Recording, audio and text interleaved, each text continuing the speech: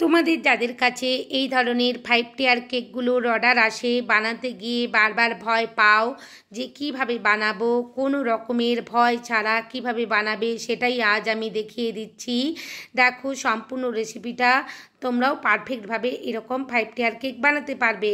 এখানে যে মোল্ডগুলো আমি নিয়েছি সেগুলোই আগে রেডি করে নিচ্ছি। আর বাটার পেপার দেখো আমি শুরু থেকেই দেখিয়ে দিচ্ছি কিভাবে বাটার পেপারগুলো আমি পেন্সিল দিয়ে আর একটা সিজার দিয়ে কেটে নেব। আর পেন্সিল দিয়ে আগে আমি মোল্ডগুলো দাগ করে নিচ্ছি, তারপরেই আমি কেটে নেব এই বাটার পেপারটা। এখানে আমি 5, 6, 4, 7 আর 9 ইঞ্চির মোল্ড ইউজ করেছি। প্রথমে আমি 9 ইঞ্চির মোল্ড ইউজ করেছি বড়, তারপরে আমি 7 ইঞ্চির মোল্ড ইউজ করেছি, তারপরেই 5, 6, তারপর 5, তারপর 4 এভাবেই করেছি। 5 টিয়ার কেকগুলো যখন তোমরা মোল্ড সিলেক্ট করবে একটু নিজেরা ভেবে চিনতে দেখে করে নিও। দেখো ছোটোটায় বসিয়ে দিলাম 4 ইঞ্চি, তারপর 5 ইঞ্চিতে বসিয়ে নিচ্ছি, 6-এ বসিয়ে নিচ্ছি, 7-এ বসিয়ে নিচ্ছি, এরপরে আমি 9-এ বসিয়ে নিয়েছি।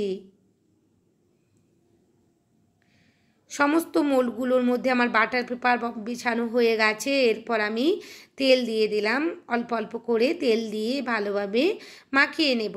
আমি এখানে হাত দিয়ে তেল মাখিয়ে নিয়েছি, তোমরা ব্রাশও ইউজ করতে পারো, কোনো অসুবিধে নেই। এটা সম্পূর্ণরূপে একটা এগলেস কেকের অর্ডার ছিল, 5 টিয়ার এগলেস কেকের। আমি এটা 7 পাউন্ডের ওজনের বানিয়েছিলাম, 7 থেকে 8 পাউন্ড পর্যন্ত হয়ে গেছিলো আমার। তো ওনারা বলেছিলেন আপনি বানান, যদি বেশি যেমন বানাবেন ওজন করেই আপনাকে আমরা পে করব, তো কোনো রকমের অসুবিধে হবে না। ওনারা আমাকে বলেই দিয়েছিলেন যে আমাদের 5 টিয়ার কেক লাগবে এগলেসের ওপর, আপনি বানান। তো আমি ওনাদেরকে বলেইছিলাম 7 থেকে 8 পাউন্ডের মধ্যে আপনার করতে হবে কেকটা। তো ওনারা আমাকে ভরসা করেছেন, আমাকে অর্ডার দিয়েছেন, অনেক ধন্যবাদ। কেকের রিভিউ খুব ভালো ছিল, তো ঈশ্বরকেও ধন্যবাদ জানাবো যে এই ধরনের কাজগুলো করতে পেরেছি আর সবাইকে খুশি করতে পেরেছি। আর তোমাদেরকেও থ্যাংক ইউ জানাবো, তোমরাও উৎসাহ করো, আমাকে পাশে থাকো। দেখো এখানে আমি কিন্তু যে এগলেস কেকটা বানাচ্ছি এটা সম্পূর্ণরূপে আমার প্রফেশনাল যে এগলেস কেকের স্পঞ্জ আমি রেডি করি বাড়িতে বানানো প্রিমিক্স, সেটা দিয়েই করছি। এটা কখনোই কেনা কোনো প্রিমিক্স নয়, কেনা প্রিমিক্সগুলো দিয়ে বানালে মুখের মধ্যে আটকে যায়, চিপচিপ করে। এটা সম্পূর্ণরূপেই আমি বাড়িতে ময়দা, চিনি আরও অনেক কিছু দিয়ে বানিয়েছি। খুবই নরম সফট স্পঞ্জি একটা ব্যাটারও রেডি হবে আর স্পঞ্জও রেডি হবে। অবশ্যই আমি এটা ক্লাস করেই শিখেছি এই স্পঞ্জের রেসিপিটা, কখনোই বলবো না আমি নিজে নিজে বানিয়েছি। আমি ম্যাডামের কাছে, যে ম্যাডামের কাছে কেকের ক্লাস শিখেছি, তো ম্যাডামের কাছেই আমি শিখেছি এই স্পঞ্জের রেসিপি। ধীরে ধীরে দেখো আমি এখানে কিন্তু 9 ইঞ্চি আর 5 ইঞ্চির মধ্যে ভাগ করছি। একই রকমভাবে আমি ব্যাটার মাখাবো আর সমস্ত কেক স্পঞ্জগুলো আমি ওটিজির মধ্যে বেক করে নিয়ে আসবো।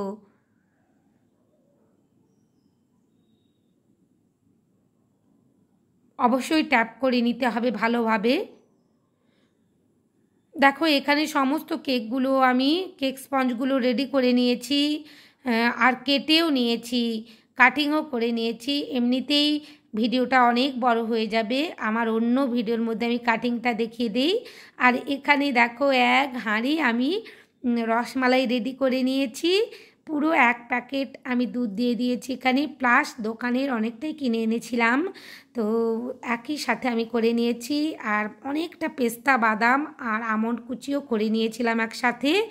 আর এখানে ডাম বক্সটা বসিয়ে নিয়েছি, অবশ্যই ডাম বক্সটা আমি ওজন করে নিয়েছিলাম, কারণ ওখান থেকে আমাকে মাইনাস করতে হবে কেকের ওজনের থেকে। ধীরে ধীরে দেখো প্রথম লেয়ারটা বসিয়ে আমি সোপ করেছি, কিন্তু বেশি পরিমাণ সোপ করছি না। আমি অনেক টিপস অ্যান্ড ট্রিক্স দিচ্ছি এই ভিডিওর মধ্যে, তোমরা যদি একবার দেখে নাও বাড়িতে 5 টিয়ার কেন 6, 7 টিয়ার কেক বানাতেও কোনো রকমের অসুবিধা বোধ করবে না। এখানে যে প্রথম লেয়ারটা আমি কম করে সোপ করেছি, কারণ উপরের যত টিয়ারগুলো বসবে তখন এই স্পঞ্জটা বসতে থাকবে ভারে, তাই অন্য টিয়ারগুলোর ভারে, তাই সবসময় নিচের যে টিয়ারটা বানাবে, যে বেসটা বানাবে, অবশ্যই কম করে সোপ করবে প্রত্যেকটা লেয়ারই। দেখো এখানে আমি পরিমাণ মতন রসমালাইয়ের যে মিষ্টি দিয়ে দিলাম, আর বাদাম যে কুচো করে রেখেছিলাম আমন্ড আর পেস্তা সেটাও দিয়ে দিয়েছি। এরপর আমি দ্বিতীয় লেয়ারটা বসিয়ে দিয়েছি। আবার একেবারে কম সোপ করব এভাবে করতে যেও না, কারণ কেকটা ফ্রিজের মধ্যে রাখার পর ড্রাই হয়ে যায়। ধীরে ধীরে দেখো আমি দ্বিতীয় লেয়ারেও ক্রিম দিয়ে দিলাম, আর একই রকমভাবে প্যালেট নাইফ দিয়ে খুব সুন্দরভাবে চারিদিকে স্প্রেড করে নিচ্ছি ক্রিমটা। কেক বানানো খুব একটা কঠিন কাজ নয়, একটু ধৈর্য আর সময় দিলেই অবশ্যই পারা যায়, তবে একটু দাঁড়িয়ে দাঁড়িয়ে করতে হয়। কেকগুলো বানানোর পর যখন পাটা ফেলতে হয় যেন আর চলে না। রসমালাই কেকগুলো খেতে অসাধারণ হয়, এই মিষ্টি আর রসমালাই দিয়ে যে সোপ করি, তার উপরে তো আমন্ড আর পেস্তা বাদাম থাকেই, কাজু বাদামও দিয়ে থাকি আমি 3 রকমের বাদাম ব্যবহার করেছি এখানে। তোমরা যে কোনো 1 রকম বা 2 রকম বা 3 রকমও ব্যবহার করতে পারো, কোনো অসুবিধে নেই। আমার মনে হচ্ছিল এখানে শেষের টিয়ারটা একটু যেন স্ট্রং হয়, এখানে কাটতে গিয়ে লেয়ারটা একটু কেটে যাচ্ছিল, তাই আমি এক্সট্রা যে স্পঞ্জগুলো বেশি হচ্ছিল কাটিংয়ের পর, ছোট যে আমি স্পঞ্জগুলো বানিয়েছিলাম সেগুলো থেকেই আমি একটু একটু করে কেটে নিয়ে এই লেয়ারটা ভরে নিচ্ছি, যাতে এই বেসটা ভালোভাবে স্ট্রং হয়। আর সব সময় এই টিয়ার কেকগুলো বানানোর ক্ষেত্রে এই ধরনের ডাম বক্স ব্যবহার করবে, তাহলে কোনো রকমের ভয় থাকবে না, খুব সহজেই একটা ভার নিতে পারবে, ওয়েট নিতে পারবে এই বেসগুলো, এই ডাম বেসগুলো।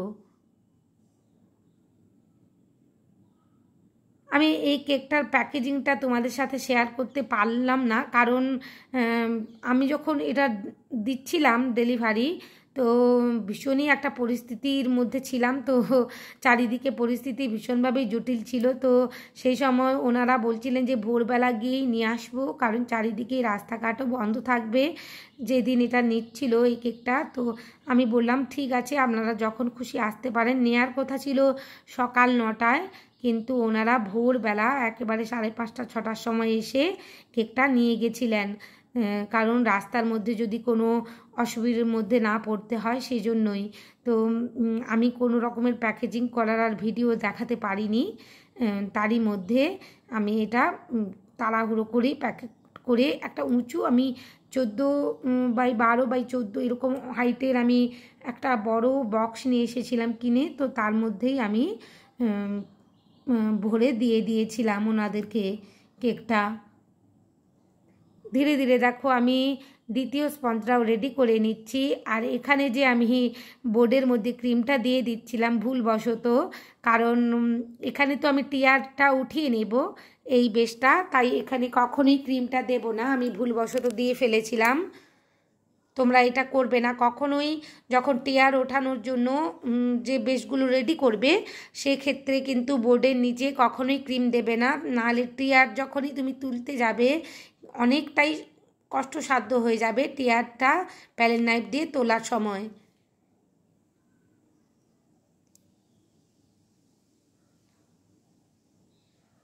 একই রকমভাবেই আমি করে নিচ্ছি। আরেকটা কেকও আমি দেখিয়ে দিলাম তোমাদেরকে, তোমরা যাতে করতে গিয়ে অসুবিধার মধ্যে না পড়ো, আর যারা নতুন কেক বানাচ্ছ কোনো রকমের অসুবিধে বোধ না করো।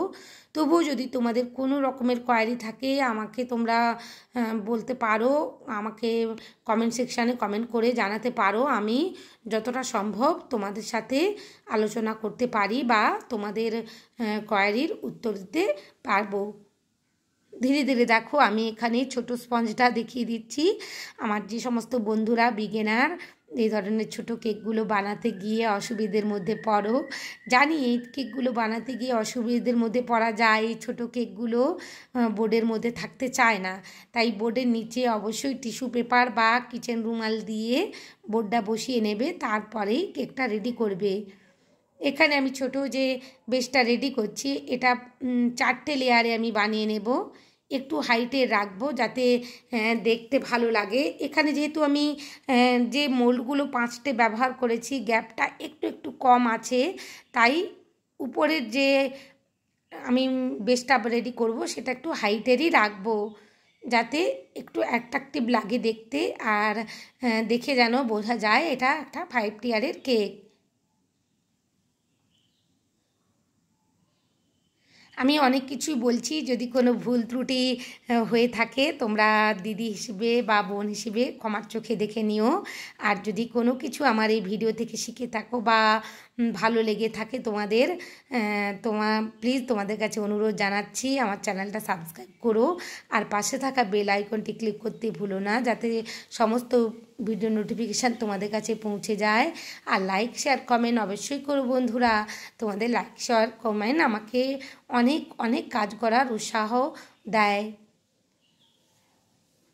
এই কেকটার ডিজাইন আমি অন্যরকমই করতে চেয়েছিলাম, কিন্তু এমনভাবেই মানসিক দিক দিয়ে পরিস্থিতির মধ্যে ছিলাম যে কেকটা বানাতেই পারবো কি না আমি ভাবনা চিন্তার মধ্যে পড়েছিলাম। এটা কিছুদিন আগেরই কেক ছিল, তো আমার হাজবেন্ড স্কুল থেকে এসে বলছে তুমি এখনও কেক বানাতে যাচ্ছ না, এখনও তুমি খবর দেখছো? তো আমি বললাম কী করে বানাতে যাব, আমি পারছি না। বলে যাও, নাহলে তুমি পারবেই না।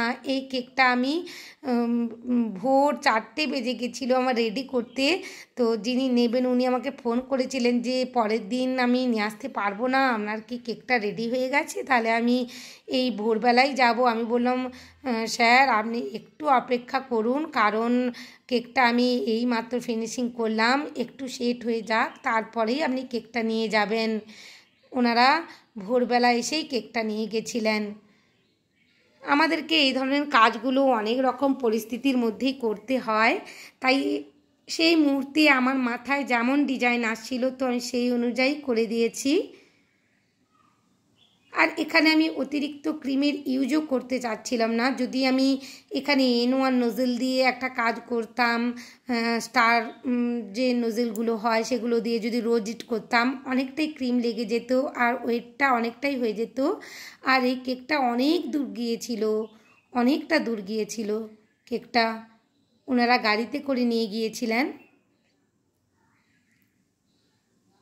ধীরে ধীরে একই রকমভাবে আমি এরকম 2টো কালারের ক্রিম রেডি করে প্রত্যেকটা স্পঞ্জ যে বেসগুলো রেডি করেছি সমস্ত স্পঞ্জের যে বেসগুলো আমি ফিনিশিং করে নেব। আর পাইপিং ব্যাগের মধ্যে এইভাবে কাজগুলো করলে খুব কম ক্রিমে খুব সহজেই করা যায় কাজগুলো। তোমরা থাম্বনেলে যে দেখেছো ছবিটা সেই অনুযায়ী আমি প্রত্যেকটা স্পঞ্জই একটা সাথে একটা ম্যাচ করেই করার চেষ্টা করেছি। আশা করছি তোমাদের ভালো লাগছে, তোমরাও বাড়িতে অবশ্যই এভাবে বানিও।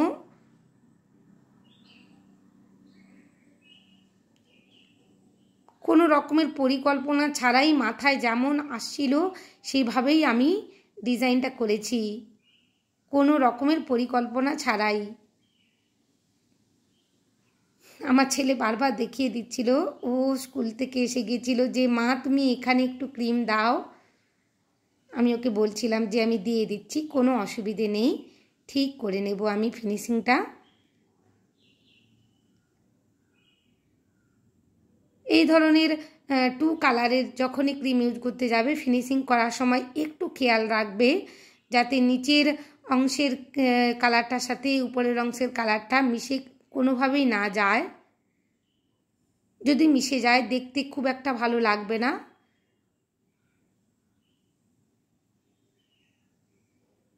এক্সট্রা যে ক্রিমগুলো বোর্ডের মধ্যে ছিল সেগুলোই আমি এখানে কেকের মধ্যে দিয়ে বারবার ফিনিশিং করে নিচ্ছি। এখানে আমি অন্য আর কোনো তেমন ক্রিমের ডিজাইন করব না, তাই ফিনিশিংটা একটু পারফেক্টভাবেই করে নেব।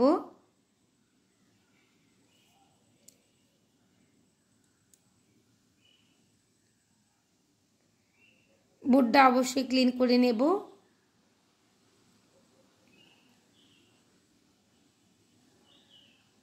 এইভাবে আমি প্রত্যেকটা কেকই রেডি করে নিচ্ছি। দেখো তোমাদের আরেকটা কেকও আমি দেখিয়ে দিচ্ছি। এখানে আমি সমস্ত কেকগুলোই রেডি করে নিয়েছি। এবার টিয়ার বসানোর পালা আমার। আমি এই যে এখানে স্ট্রটা দেখতে পাচ্ছ, এটা আমি কলকাতা থেকে কিনে এনেছিলাম, এই গ্রিন কালারের স্ট্র। এটা খুবই স্ট্রং। এখানে কোনো রকমের আমরা যে ডাব খাই বা আমরা যে শরবত খাই যে স্ট্রগুলো দিয়ে, সেই স্ট্র ইউজ করবে না। এই ধরনের বেশি টিয়ারের কেক বানাতে গিয়ে এই ধরনের স্ট্রং যে স্ট্রগুলো পাওয়া যায় বেকারির দোকানে, সেগুলোই ইউজ করবে। তাহলে পারফেক্টভাবে একটা ওয়েট রাখতে পারবে একটা কেকের সাথে আরেকটা কেক। সত্যি কথা বলতে গিয়ে বন্ধুরা, এর আগেও আমি 5 টিয়ার কেক করেছি, বানিয়েছি। আর রেড ভেলভেটের উপর আমার চ্যানেলে অলরেডি ভিডিও আছে, তোমরা দেখে নিও। সেটা আমার 2য় নম্বর সম্ভবত কেক ছিল, আপলোড করেছিলাম। 2য় নম্বর কেক ছিল 5 টিয়ার কেকটা, রেড ভেলভেট। আর সেটা করতে গিয়ে যতটা না ভয় পাচ্ছিলাম, এই কেকটা বসাতে গিয়ে আমি খুবই ভয় পাচ্ছিলাম। কারণ এখানে পাউন্ড অনেকটাই ছিল, আর অনেকটা হাইটের করে ফেলেছিলাম আমি। প্রত্যেকটা যে বেস বানিয়েছিলাম অনেকটা করে হাইটেরই বানিয়েছিলাম। আমার যখন টিয়ারগুলো বসাচ্ছিলাম খুবই ভয় লাগছিল যে আমি কিভাবে বসাবো। আমার ছেলেদের বা আমার হাজব্যান্ডকে বা আমার ছেলেদেরকে আমি বলছিলাম, চলে যাও তোমরা, কেউ থাকলে যেন আমার বারবার আমি যেন নার্ভাস হয়ে পড়ি, আমি একাই করে নিতে পারবো। ওরা বলছিল দূর থেকে যে এটা এইভাবে বসা, আমি বলছিলাম তোমরা এখন চলে যাও। তো আমি বসিয়ে নেই, তারপর তোমাদের ডাকবো। কারণ আমার বারবার মনে হয় কেউ দেখলে যেন আমার কাজটা করতে গিয়ে অসুবিধার মধ্যে পড়ি। তোমাদের কেমন মনে হয় বা তোমরা কি ফিলিং করো? এই পর্যায়ে গিয়ে আমি খুবই মানে অসুবিধার মধ্যে পড়ে যাচ্ছিলাম, যে আমি ভাবছিলাম মনে হয় পড়ে যাবে, কিন্তু পড়ছিল না, আটকেই গেছিলো। কারণ স্ট্র একটু বড় ছিল। অসুবিধাটাও আমি বলে দিলাম। তাই বারবার বলি যে স্ট্র একেবারে সমান করে লেবেল করে তোমরা কেটে নেবে। আমি ম্যানেজ করে নিয়েছি। দূর থেকে আমার ছেলে বলছিল মা পড়ে যাবে, আমি বলছিলাম তুমি চলে যাও এখান থেকে এখন, পরে এসো, আমি ডেকে নেব বসানোর পর। তোমাদের ফিলিংগুলো কেমন হয় একটু আমার সাথে শেয়ার করো কমেন্ট সেকশানে, সেখান থেকেও আমি তাহলে একটু ভরসা পাবো। দেখো আমার বসাতে গিয়ে আমি কিন্তু বারবার বিপদের সম্মুখীন হচ্ছিলাম, মনে হচ্ছিল পড়ে যাবে, কিন্তু পড়েনি, শেষ রক্ষা আমি করতে পেরেছি।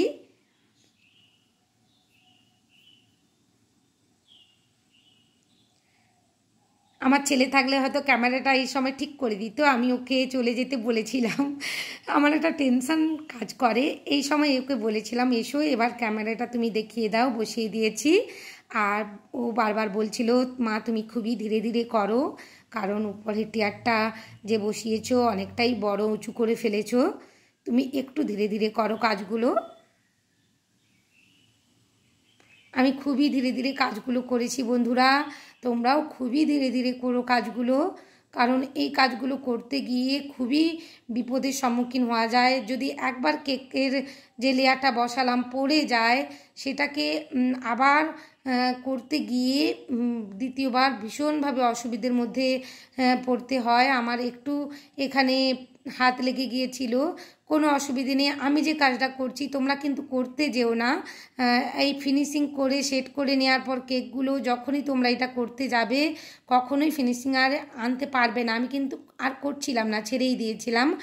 আর একটা টিপস দিয়ে রাখি, সব সময় কিন্তু লেয়ারগুলো বসানোর আগে টিয়ারগুলো অবশ্যই কেকটা ভালোভাবে সেট করে নেবে। প্রত্যেকটা স্পঞ্জ ভালোভাবে সেট করে নেবে, আধ ঘন্টা থেকে 1 ঘন্টা, নাহলে কিন্তু টিয়ার বসাতে যেও না। একটা টিয়ারের সাথে আরেকটা টিয়ার কিন্তু বসে যাবে আর একটা ক্র্যাক বসে যাবে। সব সময় বেসগুলো সেট করে নেবে। এই টিপসগুলো মাথায় রেখে যদি কাজগুলো করো অবশ্যই তোমরা পারফেক্টভাবে একটা 5 টিয়ার কেক বানাতে পারবে আশা রাখছি। আর আমার এই কেকের রেসিপিটা আর ডিজাইনটা যদি তোমাদের ভালো লাগে প্লিজ চ্যানেলটা সাবস্ক্রাইব করো। তোমাদের ভালোবাসার আশায় আমি থাকি। প্রত্যেকটা কেকের যখন ভিডিও আমি আপলোড করি আমি জানি তোমরা অনেক অনেক ভালোবাসা দেবে আমাকে। এই ধরনের কাজগুলো ভিডিও করে করা অনেকটাই ডিফিকাল্ট। আমরা যারা ভিডিও করি অনেকটাই জানি যে অনেকটাই এই ধরনের বড় কেকগুলো বানাতে গিয়ে ভিডিও করতে গিয়ে অনেকটাই সমস্যার সম্মুখীন হতে হয় বা অনেকটাই কষ্টসাধ্য। তবুও আমি করেছি রেখেছি। তোমরা যারা নতুন কেক বানাতে চাও শিখতে চাও এই ধরনের কেকগুলো প্লিজ পাশে থেকো, ভালোবাসা দাও। ভালোবাসা দিচ্ছ তোমরা, অনেক ধন্যবাদ। সবাই খুব ভালো থেকো বন্ধুরা। এরকম ধরনের কেকগুলো অর্ডার এলে নির্ভয়ে অনায়াসেই করো, কোনো রকমের ভয় ছাড়া সাহস নিয়ে এগিয়ে যেও। আর আমার ভিডিওটা যদি হেল্প লাগে অবশ্যই দেখে নিও কিভাবে আমি বসালাম। এখানে ডেকোরেশনটা একটু অমিট হয়ে যাচ্ছে কারণ অনেকটাই উঁচু কেকটা, আর এখানে টার্নিং টেবিলের উপর রেখেছি। আবার এখানে আর্টিফিশিয়াল ফ্লাওয়ার আর ফক্স বল দিয়ে আমি গোল্ডেন কালারের ফক্স বল দিয়ে এখানে ডেকোরেশনটা করেছি। পিওনি ফ্লাওয়ার পাওয়া যায় বেকিংয়ের দোকানে, আর ফক্স বল আর লাভ সাইনের এই যে টপারগুলো এগুলো বেকিংয়ের দোকানে তোমরা অনায়াসেই পেয়ে যাবে। এই ধরনের টপারগুলো দিয়ে কেক যদি ডেকোরেশন করো খুব সুন্দর দেখতে লাগে। দেখো কেকটা কত সুন্দর দেখতে লাগছে। ওনারা অনেক সাবধানেই খুব সুন্দরভাবে নিয়ে গেছিলেন, কোনো রকমের অসুবিধে হয়নি। আর আমি প্যাকেজিংও খুব ভালোভাবে দিয়েছিলাম, তাই কোনো রকমের অসুবিধে হয়নি। সবাই খুব ভালো থেকো, অনেক কেক বানিও। অনেক ধন্যবাদ বন্ধুরা, সবাই খুব ভালো থেকো।